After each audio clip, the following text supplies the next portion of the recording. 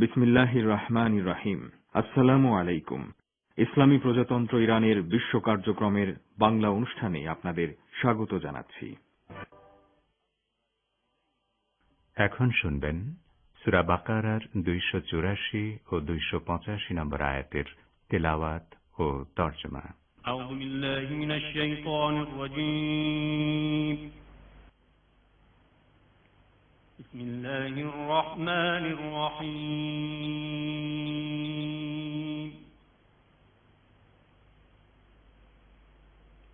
লিল্লাহি মা ফিস সামাওয়াতি ওয়া মা ফিল আরদ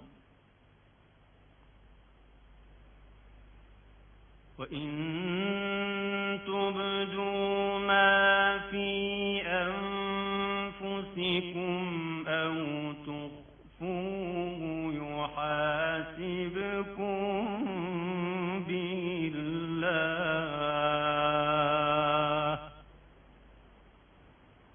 ফায়াগফিরু লিমান ইয়াশা'উ ওয়া ইউ'আযযিবু মান ইয়াশা',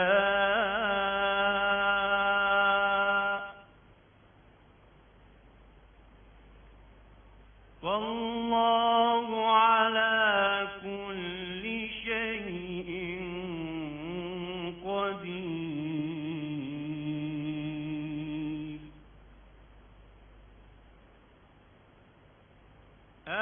আমানার রাসূলু বিমা উনজিলা ইলাইহি মির রাব্বিহি ওয়াল মুমিনুন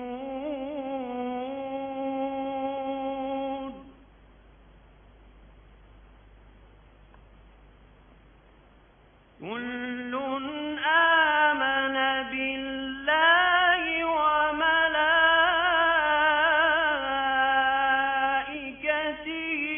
ওয়া কুতুবিহি ওয়া রুসুলিহি কুল্লুন আমানা বিল্লাহি ওয়া মালাইকাতিহি ওয়া কুতুবিহি ওয়া রুসুলিহি লা নুফাররিকু বাইনা আহাদিন মির রুসুলিহি ওয়া ক্বালু সামি'না ওয়া আতা'না গুফরানাকা রাব্বানা ওয়া ইলাইকাল মাসীর।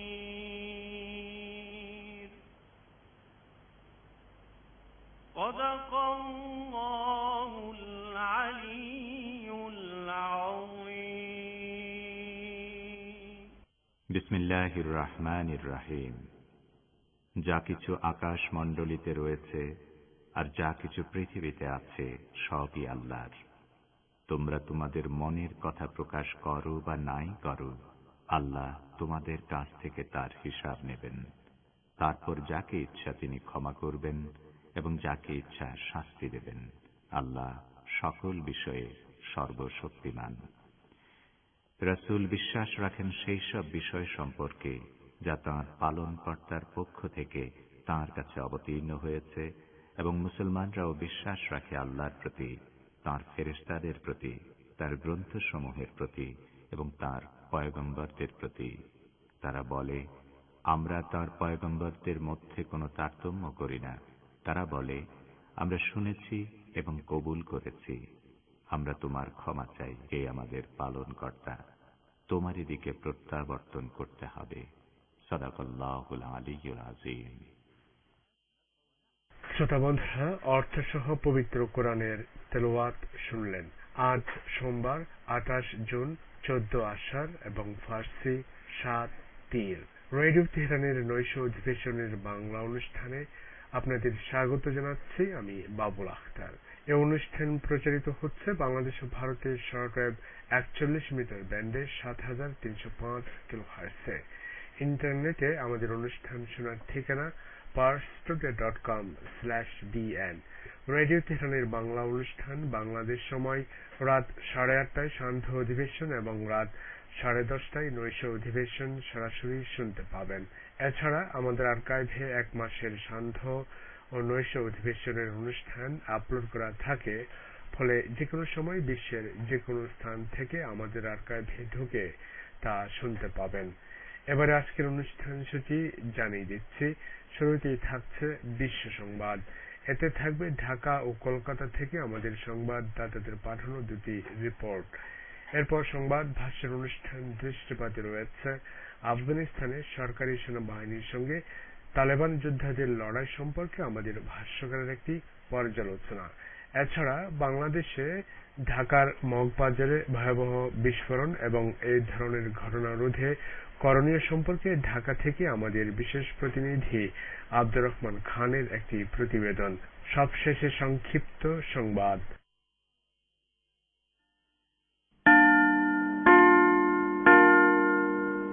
রেডিও তেহরান শুরু হচ্ছে বিশ্ব সংবাদ।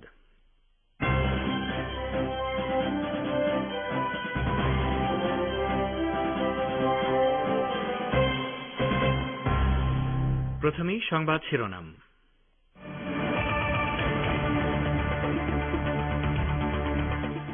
সন্ত্রাসবাদের সমর্থক ইউরোপের মানবাধিকার নিয়ে কথা বলার অধিকার নেই, নবনির্বাচিত প্রেসিডেন্টের সঙ্গে সাক্ষাতে বললেন ইরানের সর্বোচ্চ নেতা।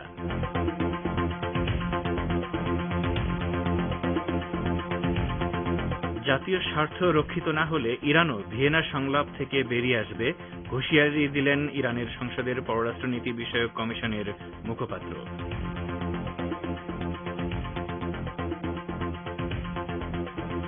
বাংলাদেশে আজ করোনায় সর্বোচ্চ রোগী শনাক্তের রেকর্ড। 1 জুলাই থেকে কার্যকর হচ্ছে কঠোর বিধিনিষেধ।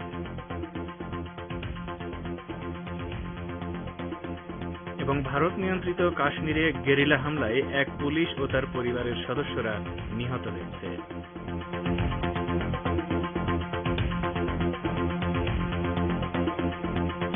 আসসালামু আলাইকুম। বিশ্ব সংবাদের গুরুত্বপূর্ণ অংশগুলো শুনলেন, এবারে বিস্তারিত। পরিবেশনায় রয়েছি রেজওয়ান হোসেন। ইসলামী প্রজাতন্ত্র ইরানের সর্বোচ্চ নেতা আয়াতুল্লাহিল উজমা খামেনি মানবাধিকার নিয়ে পশ্চিমা দেশগুলোর দ্বৈত আচরণের তীব্র সমালোচনা করেছেন। তিনি বলেছেন, সুনির্দিষ্ট কিছু পশ্চিমা দেশ সন্ত্রাসীদের জন্য অভয়ারণ্যে পরিণত হওয়া সত্ত্বেও তারা নিজেদেরকে নির্লজ্জভাবে মানবাধিকারের রক্ষক বলে দাবি করে যাচ্ছে। আজ ইরানের বিচার বিভাগের প্রধান ও নবনির্বাচিত president Ayatollah Sayyid Ebrahim Raisi একদল বিচারপতি ও অ্যাটর্নিকে নিয়ে সর্বোচ্চ নেতার সঙ্গে সাক্ষাৎ করতে গেলে তিনি এই মন্তব্য করেন। আয়াতুল্লাহ খামেনি বলেন, ইরানের সরকার বিরোধী সন্ত্রাসী মুজাহিদিনে খালক বা MKO গোষ্ঠীর জঙ্গিরা ফ্রান্স সহ অন্যান্য ইউরোপীয় দেশে অবাধে বিচরণ করছে। ভাষণের অন্য অংশে তিনি গত 18 জুনের প্রেসিডেন্ট নির্বাচনে বিপুলভাবে ভোট দেওয়ায় দেশের জনগণকে ধন্যবাদ জানান।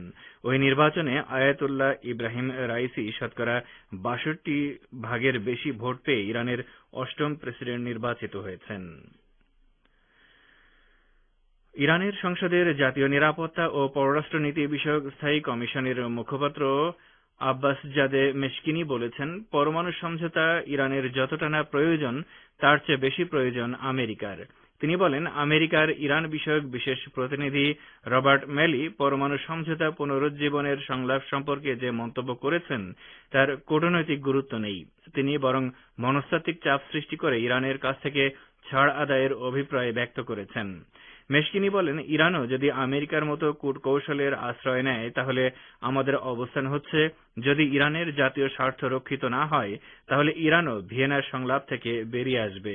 রবার্ট ম্যালি সম্প্রতি বলেছেন, সাবেক মার্কিন প্রেসিডেন্ট ট্রাম্পের আমলে ইরানের বিরুদ্ধে আরোপিত সব নিষেধাজ্ঞা প্রত্যাহার করবে না বাইডেন প্রশাসন। আর ভিয়েনায় চলমান সংলাপে আমেরিকার জাতীয় স্বার্থ রক্ষিত না হলে ওয়াশিংটন এই সংলাপ থেকে বেরিয়ে যাবে। ইরানের পার্লামেন্ট স্পিকার মোহাম্মদ বাকের কলিবফ বলেছেন, আন্তর্জাতিক পরমাণু শক্তি সংস্থা বা আইএইএ এর সঙ্গে তার দেশের নজরদারি বিষয়ক সাময়িক চুক্তির মেয়াদ শেষ হয়ে যাওয়ায় সংস্থাটিকে ইরানের পরমাণু স্থাপনাগুলোর আর কোনো ছবি বা তথ্য সরবরাহ করা হবে না। তিনি পার্লামেন্ট অধিবেশনে দেয়া বক্তব্যে বলেন, আইএইএ এর সঙ্গে যে 3 মাসের সাময়িক চুক্তি হয়েছিল তা নবায়ন করা হয়নি। ইরানের পার্লামেন্টে পাশ হওয়া এক আইন অনুযায়ী এদেশের আণবিক শক্তি সংস্থা গত ফেব্রুয়ারি মাসে আইএইএ কে ইরানের পরমাণু স্থাপনাগুলোর উপর নজরদারি করতে দিতে অস্বীকৃতি জানায়। এই অবস্থায় আইএইএ এর মহাপরিচালক তেহরানে ছুটে আসেন এবং ইরানি কর্মকর্তাদেরকে অনুরোধ করে 3 মাসের জন্য একটি চুক্তি করেন।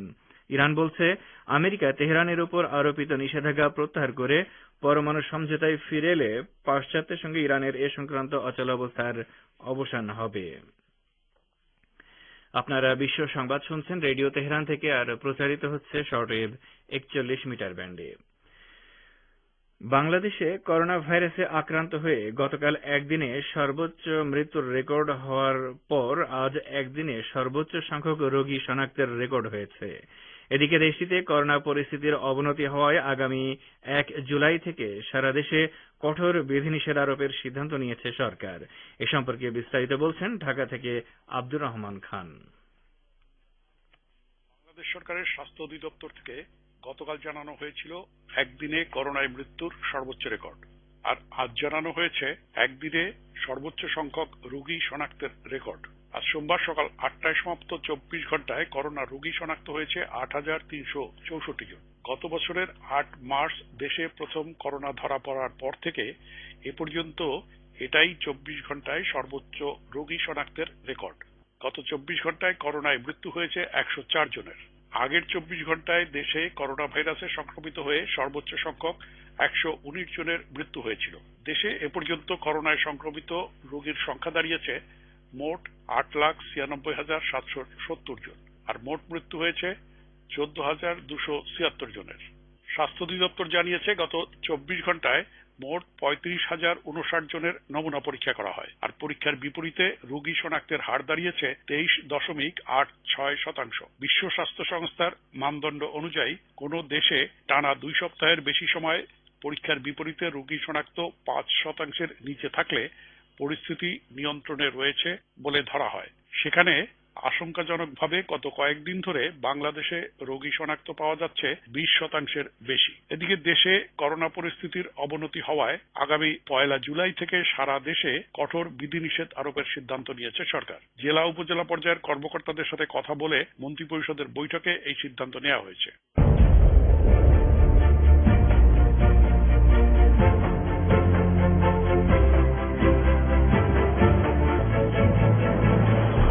রেডিও তেহরান, খবরের সঙ্গে 24 ঘন্টা।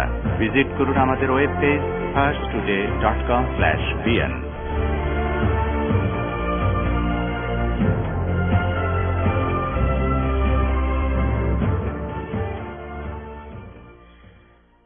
ফিরে আসি বিশ্ব সংবাদে।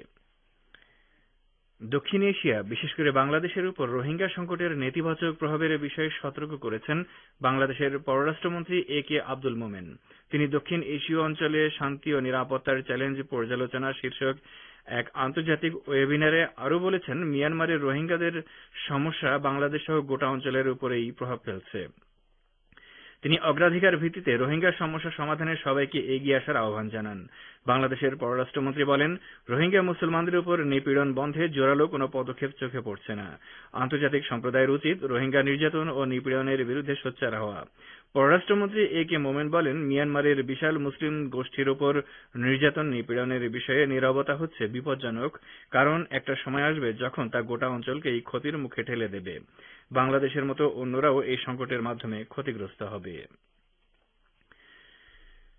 ভারতের বিজেপি শাসিত উত্তরপ্রদেশে আসন্ন বিধানসভা নির্বাচনে 100 আসনে প্রার্থী দেবে মজলিসে ইত্তেহাদুল মুসলিমিন মিম।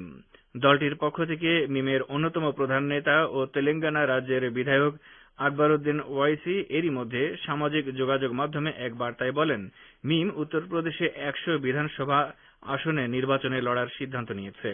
রাজ্যের মুসলিম জনবসতিপূর্ণ এলাকাগুলোতে তারা প্রার্থী দেবে। 2017 সালে উত্তরপ্রদেশ বিধানসভা নির্বাচনেও প্রার্থী দিয়েছিল মিম, কিন্তু কোনো ছাপ ফেলতে পারেনি তারা। ভোট পেয়েছিল মাত্র 0.2%। কিন্তু গত বছর বিহার বিধানসভা নির্বাচনে আশাতীত ফল করেছিল ওয়াইসির দল। মাত্র 20 আসনে নির্বাচনে লড়ে তারা 5 আসনে জয়ী হয়েছিল। ভারত নিয়ন্ত্রিত কাশ্মীরে অজ্ঞাত গেরিলা হামলায় একজন পুলিশ কর্মকর্তা সহ তার পরিবারের সদস্যরা নিহত হয়েছেন। পুলিশের পক্ষ থেকে প্রাথমিকভাবে বলা হয়, সন্ত্রাসীরা হরিপরিগাম এলাকায় এসপিওর উপরে এলোপাথাড়ি গুলিবর্ষণ করে। এ সম্পর্কে বিস্তারিত জানাচ্ছেন কলকাতা থেকে আমাদের প্রতিনিধি আব্দুল হাকিম। কাশ্মীরে অজ্ঞাত গেরিলা হামলায় একজন বিশেষ পুলিশ কর্মকর্তা সহ তার পরিবারের সদস্যরা নিহত হয়েছেন। আজ সোমবার আজতক হিন্দি টিভি চ্যানেলের ওয়েবসাইটে প্রকাশ, ওই ঘটনায় এসপিও ফয়াজ আহমেদ, তার স্ত্রী ও কন্যা নিহত হয়েছেন। গণমাধ্যমে প্রকাশ, গতকাল রোববার রাত 10:15 নাগাদ দক্ষিণ কাশ্মীরের পুলওয়ামা জেলার ত্রাল এলাকায় হামলাকারীরা 41 বছর বয়সী স্পেশাল পুলিশ অফিসার বা এসপিও ফয়াজ আহমেদের বাসায় ঢুকে স্বয়ংক্রিয় আগ্নেয়াস্ত্রের সাহায্যে এলোপাথাড়ি গুলিবর্ষণ করায় তারা নিহত হয়েছেন। ওই ঘটনায় গুরুতর আহতদের নিকটবর্তী হাসপাতালের উদ্দেশ্যে নিয়ে যাওয়া হয়। হাসপাতালে চিকিৎসকরা ফয়াজ আহমেদকে মৃত ঘোষণা করেন। কিছুক্ষণ পরেই মারা যান তার স্ত্রী। আজ সোমবার জাগরণ.com হিন্দি ওয়েবসাইটে প্রকাশ, আহত পুলিশ কর্মকর্তার কন্যাকে উন্নত চিকিৎসার জন্য অনন্তনাগ জেলা হাসপাতালে পাঠানো হলে গভীর রাতে তার মৃত্যু হয়। পুলিশের পক্ষ থেকে প্রাথমিকভাবে বলা হয়, সন্ত্রাসীরা অবন্তিপুরার হরিপরিগাম এলাকায় এসপিওর উপরে এলোপাথাড়ি গুলিবর্ষণ করেছে। ওই সন্ত্রাসী হামলায় ফয়াজ, তার স্ত্রী ও কন্যা মারাত্মকভাবে আহত হয়েছেন। গোটা এলাকা ঘিরে ফেলে সন্ত্রাসীদের সন্ধানে অভিযান চালানো হচ্ছে। পরবর্তীতে ফয়াজ ও তার স্ত্রীর মৃত্যুর খবর নিশ্চিত করেছে পুলিশ। ওই ঘটনার খবর পেয়ে পুলিশ, সেনাবাহিনী ও আধার সামরিক বাহিনীর জওয়ানরা ঘটনাস্থলে পৌঁছে স্থানীয়দের কাছ থেকে তথ্য নিয়ে হামলাকারীদের ধরার জন্য তল্লাশি চালাচ্ছে। বলছিলেন আমাদের প্রতিনিধি। ইরাক সিরিয়া সীমান্তে মার্কিন হামলার জবাব দেওয়ার ঘোষণা দিয়েছে ইরাকের রাষ্ট্রীয় সামরিক বাহিনী হাশতাশাবি বা পপুলার মোবিলাইজেশন অর্গানাইজেশন।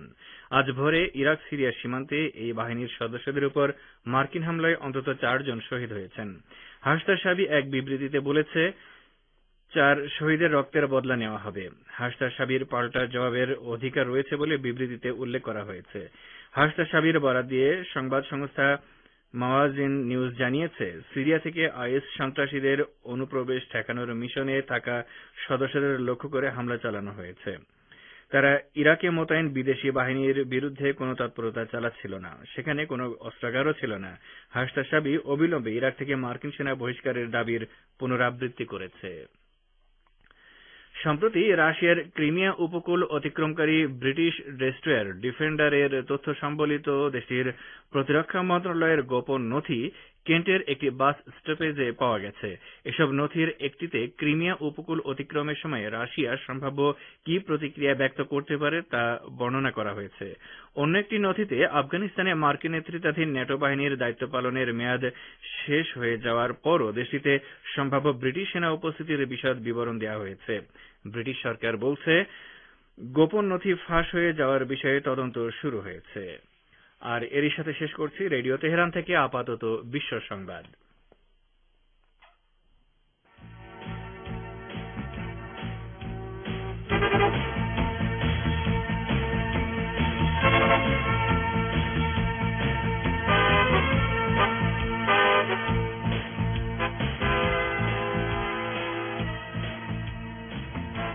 বিশ্ব সংবাদ শুনলেন রেডিও তেহরান থেকে। এবারে আমন্ত্রণ জানাচ্ছি সংবাদ ভাষের অনুষ্ঠান দৃষ্টিপাতে।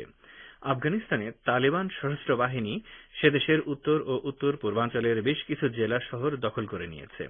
তালেবানরা সক্রিয় হয়ে ওঠায় তারা ফের ক্ষমতা দখল করে নিতে পারে বলেও আশঙ্কা করা হচ্ছে। এ সম্পর্কে এখন রয়েছে আমাদের ভাষ্যকারের একটি পর্যালোচনা, এটি পড়ে শোনাচ্ছি আমি রেজওয়ান হোসেন। আফগানিস্তানে তালেবান সশস্ত্র বাহিনী সেদেশের উত্তর ও উত্তর পূর্বাঞ্চলের বেশ কিছু জেলা শহর দখল করে নিয়েছে এবং আন্তর্জাতিক সমাজকে বৃদ্ধাঙ্গুলি দেখিয়ে সেখানে নতুন করে যুদ্ধাপরাধ চালিয়ে যাচ্ছে। বিভিন্ন খবরে জানা গেছে ওইসব এলাকা দখলের পরপরই সশস্ত্র তালেবানরা সরকারি অফিস, গুরুত্বপূর্ণ অবকাঠামো, বাণিজ্যিক কেন্দ্র এবং আবাসিক এলাকা ধ্বংস করে দিয়েছে, ব্যাপক লুটপাট চালিয়েছে। গত কয়েক সপ্তাহে ওইসব এলাকায় তালেবান দখলদারিত্বের কারণে ক্ষয়ক্ষতির পাশাপাশি প্রাণহানির ঘটনাও ঘটেছে। জানা গেছে তালেবানরা তাদের দখলীকৃত এলাকাগুলোতে ঘরবাড়িতে অগ্নিসংযোগ, লুটতরাজ ও দোকানপাট ভাঙচুর প্রভৃতি অপরাধের সঙ্গে জড়িয়ে পড়েছে। এ অবস্থায় বিদেশি সেনাদের সহযোগিতা ছাড়াই আফগান সরকারের সেনাবাহিনী একাই তালেবানের এই আগ্রাসন মোকাবেলা করতে বাধ্য হচ্ছে। মার্কিন প্রেসিডেন্ট জো বাইডেন হোয়াইট হাউসে আফগান প্রেসিডেন্ট আশরাফ গনির সঙ্গে সাক্ষাতে আফগানিস্তানের বর্তমান সহিংস পরিস্থিতির জন্য মার্কিন সেনাদের ভূমিকার বিষয়টি এড়িয়ে গিয়ে বলেছেন, আফগানদেরকেই তাদের ভবিষ্যতের বিষয়ে সিদ্ধান্ত নিতে হবে। এই সাক্ষাতে আফগান প্রেসিডেন্ট আশরাফ গনি বলেছেন, তালেবানের কাছ থেকে আবারও বেশ কিছু এলাকা দখল করা হয়েছে। তিনি বলেছেন, আফগানিস্তান থেকে মার্কিন সেনা প্রত্যাহারের বিষয়ে বাইডেনের সিদ্ধান্তকেও আমরা সম্মান জানাই। বাইডেনের সঙ্গে সাক্ষাতের পর আশরাফ গনি সাংবাদিকদের বলেছেন, আফগানিস্তান বিষয়ে সিদ্ধান্ত নেওয়ার দায়িত্ব কাবুলের। পর্যবেক্ষকরা বলছেন, আশরাফ গনি এমন সময় যুক্তরাষ্ট্র সফরে এলেন যখন তালেবানদের সাথে শান্তি আলোচনা স্থগিত আছে এবং নতুন করে আফগানিস্তানের তালেবান প্রভাবিত এলাকায় সহিংসতা শুরু হয়েছে। তালেবানদের অগ্রাভিযান থামানোর জন্য আফগান সেনাবাহিনী বিভিন্ন প্রদেশে যুদ্ধে লিপ্ত রয়েছে। কয়েকটি সূত্রের উদ্ধৃতি দিয়ে বার্তা সংস্থা রয়টার্স জানিয়েছে, আফগানিস্তানের পরিস্থিতি ক্রমেই ভয়াবহ হয়ে উঠছে এবং দেশটির কেউ কেউ তালেবানদের আগ্রাসন ঠেকানোর জন্য প্রয়োজনীয় পদক্ষেপ নিতে সেদেশে অবস্থিত মার্কিন সেনাদের এগিয়ে আসার জন্য প্রেসিডেন্ট আশরাফ গনির প্রতি আহ্বান জানিয়েছেন। বর্তমান পরিস্থিতিতে উগ্র ও ধর্মান্ধ এই তালেবান গোষ্ঠী আবারও আফগানিস্তানের ক্ষমতা দখল করে নিতে পারে বলে আশঙ্কা করা হচ্ছে।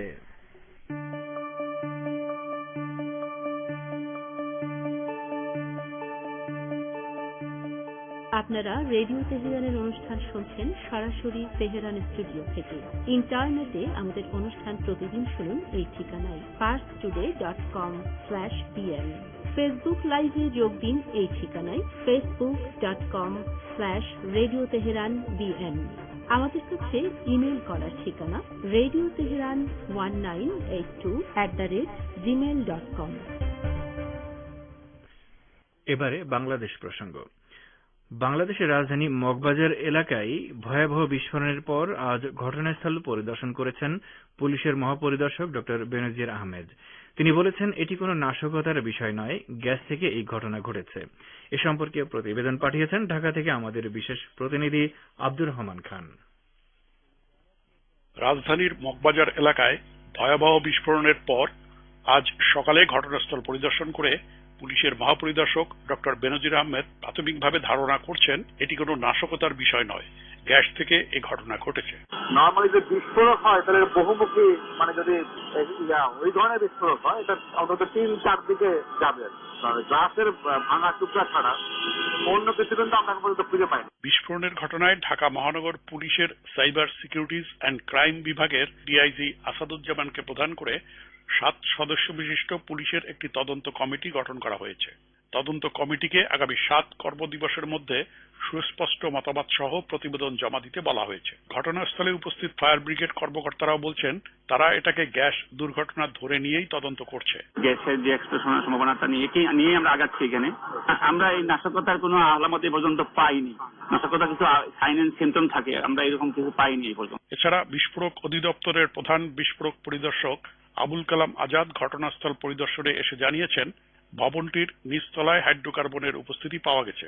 তবে শুধু গ্যাস থেকে এত বড় বিস্ফোরণের ঘটনা অস্বাভাবিক। এই ঘটনায় বিস্ফোরক অধিদপ্তরের পক্ষ থেকেও 3 সদস্যের একটি তদন্ত কমিটি গঠন করে দেওয়া হয়েছে। 7 দিনের মধ্যে তদন্ত প্রতিবেদন সরকারের কাছে জমা দিতে হবে। এটা ন্যাচারাল গ্যাস, যেটা তিতাস গ্যাস কিংবা মিথেন। মিথেন মনে করেন সুয়ারেজ থেকে আসতে পারে, আর তিতাস গ্যাস তো তিতাস গ্যাস। এটা অ্যাকুমুলেশন হয়েছে, অ্যাকুমুলেশন হওয়ার কারণে সোর্স অফ স্পার্ক থেকে এক্সপ্লোশনটা হয়েছে।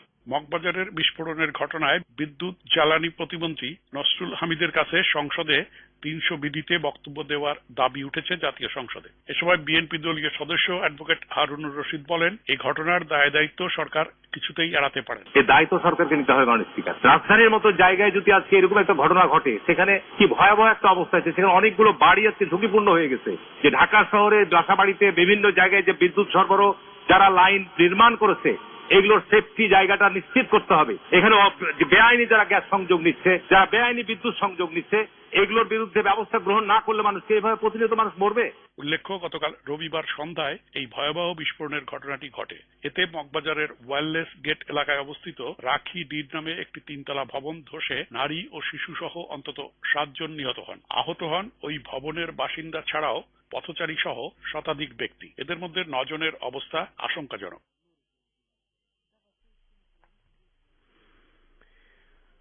প্রতিবেদনটি শুনলেন শ্রোতা বন্ধুরা। এবারে বিদায় নেবার আগে আরো একটি খবর সহ বিশ্ব সংবাদের গুরুত্বপূর্ণ অংশগুলো আরো একবার জানিয়ে দিচ্ছি।